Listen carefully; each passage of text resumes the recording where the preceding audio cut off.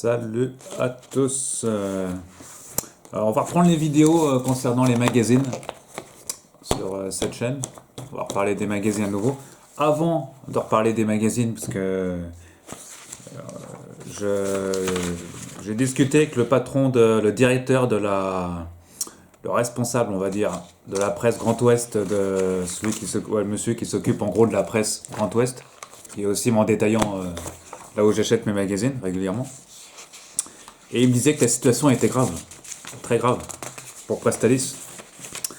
Mais malgré tout, il y a des solutions qu'on trouve quand même. Hein. De toute façon, la presse, il faut la soutenir. La presse, de toute façon, elle disparaîtra pas comme ça, la presse, ça c'est sûr, même si Prestalis dépose le bilan. D'ailleurs, à ce titre, on va faire un point sur tout ça. Comme ça, vous en apprendrez un peu plus pour les trois quarts des gens qui connaissent pas trop comment ça fonctionne. Donc, il y a un communiqué de presse qui est tombé le 25 mars. Je vous le cite. Dans le contexte de... Alors ça, c'est de Prestalis. Hein. C'est Prestalis qui l'a envoyé. C'est le distributeur principal de la presse en France. Dans le contexte de crise sanitaire majeure que nous vivons actuellement, la presse fait partie des activités vitales pour préserver la démocratie et le lien social.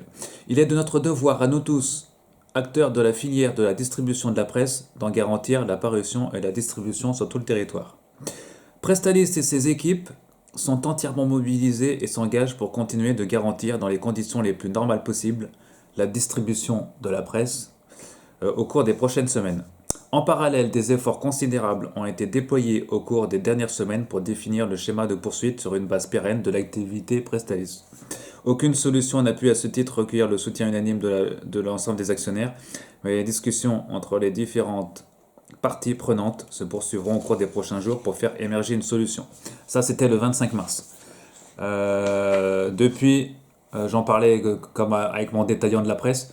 Maintenant, les distributeurs, enfin les groupes qui fabriquent les magazines, les différents groupes se sont associés avec les presses et ont mis en place un système d'abonnement pour ceux qui vont régulièrement chez leurs détaillants, on va dire.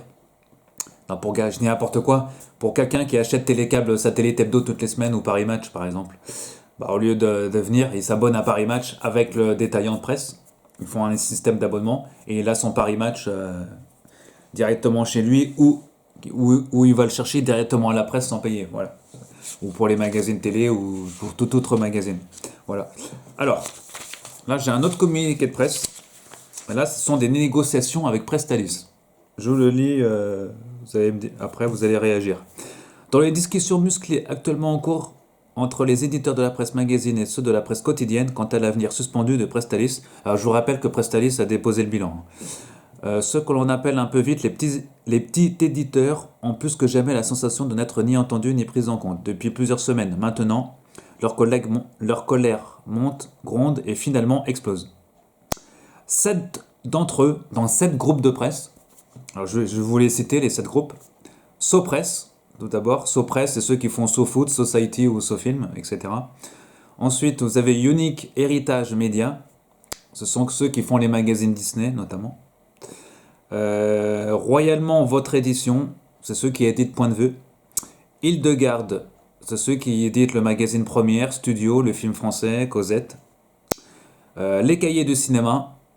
Panini France, Panini c'est Marvel, hein, ils distribuent tout Marvel et DC, une partie de DC, et JBena, magazine de jeux. Ces 7 groupes ont décidé de prendre le taureau par les cornes avec la création de rien de moins qu'une nouvelle coopérative de presse, à l'instar de NMPP Prestalis.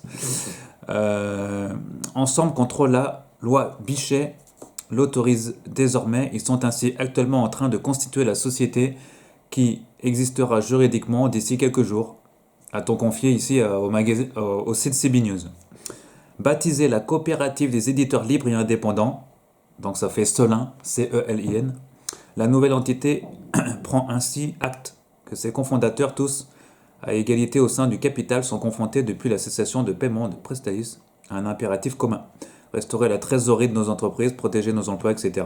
Vous connaissez, la presse va très mal et il faut remettre de l'argent dedans. Depuis fin 2019, l'autorité de régulation de la distribution de la presse, l'ARCEP, a gelé la possibilité pour un éditeur de passer d'une messagerie à une autre, de Prestalis en gros à MLP, les messageries de presse, afin de préserver la première.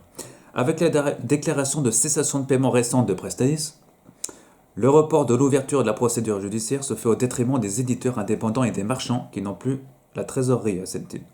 L'interdiction de ces transferts dès lors contraint les éditeurs indépendants que nous sommes à financer Presstalis de nos créances au prix de la pérennité de nos entreprises. Avec la nouvelle Célin, donc Célin, on rappelle que c'est coopérative et éditeur libre et indépendant, ses cofondateurs entendent reprendre leur liberté. Nous ne croyons plus en la capacité de Presstalis à assumer et payer nos créances, a déclaré l'AFP Emmanuel Mounier, le président d'Héritage Média. Je cite, c'est une question de confiance. L'avenir de Presstalis n'est plus notre affaire. En gros, Presstalis, ouais, ils ont oublié. Voilà. C'est ce qui devait arriver de toute façon. Si Presstalis mettait la clé sous la porte, c'était le dernier distributeur de presse. Les groupes, donc là c'est 7 groupes, il y en aura peut-être d'autres qui vont les rejoindre. 7 groupes de presse créent une entité de distribution. Voilà. Il manque les plus gros, ceux qui éditent Paris Match entre autres, Lagardère, etc. Bon, il y en a d'autres et je pense qu'ils vont les rejoindre très prochainement. Alors des négociations à venir avec Presstalis justement. Ça c'est la deuxième partie de l'article de CB News. Mais dans les faits, la Céline ambitionne d'à la fois de garantir à ses coopérateurs une pleine autonomie des choix dans leur système de distribution, mais aussi de leur obtenir une juste compensation et contribution au regard des pertes passées, de la disparition annoncée des sommes d'argent issues du chiffre d'affaires réalisé par les titres et les exemplaires confiés à Presstalis.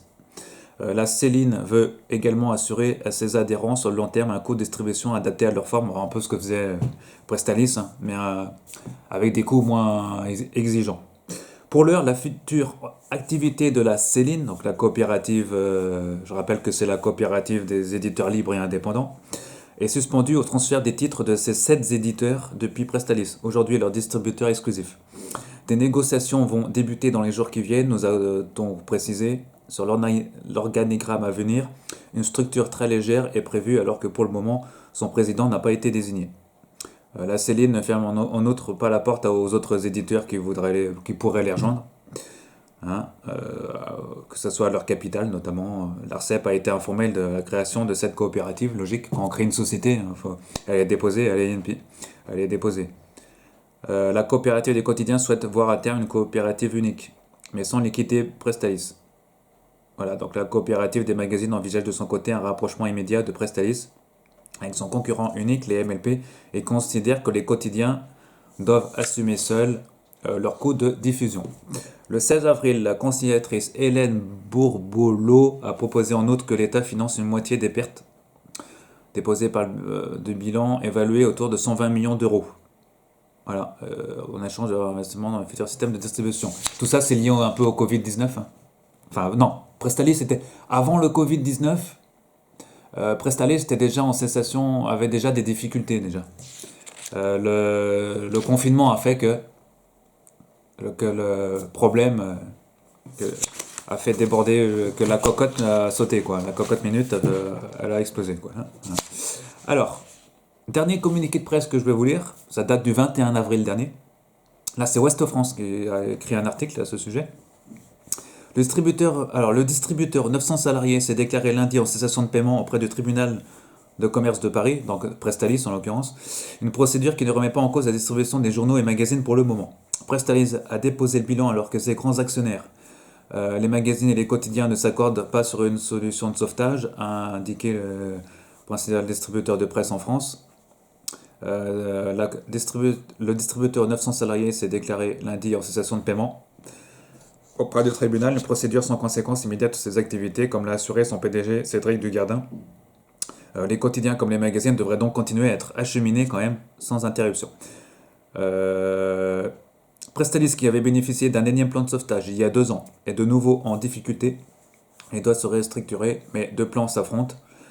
Presstalis défend avec les quotidiens le maintien d'une structure unique qui continuerait à distribuer aussi bien les journaux quotidiens que la presse magazine, tandis que les coopératives des magazines et les MLP, les messageries lyonnaises donc de presse, concurrents de Presstalis, proposent une séparation des magazines et des quotidiens. Dans Ouest France, tout ça, enfin tous les quotidiens quoi. Les magazines, les quotidiens.